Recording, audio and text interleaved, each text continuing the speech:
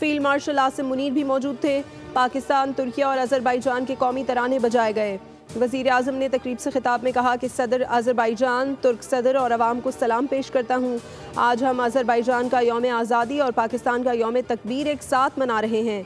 तुर्क सदर Tayyip Erdogan खिताब में बोले, तुर्किया, अजरबैजान और पाकिस्तान 3 खुद मुख्तार रियासतें, मगर हम एक कौम की तरह दुनिया के सामने खड़े हैं। अजरबैजान के अवाम को मुबारकबाद पेश करता हूँ।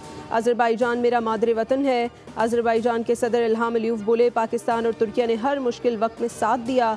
तुर्किया और पाकिस्तान के शुक्रगुजार हैं। पाकिस्तान, तुर्किया और अजरबैजान इत्तेहाद की अलामत हैं।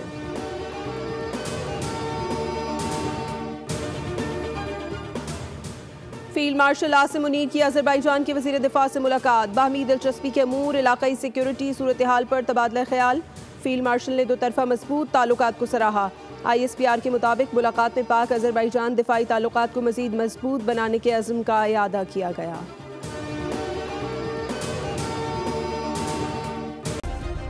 सब्सक्राइब करें और बेल दबाएं ताकि कोई खबर रह न जाए।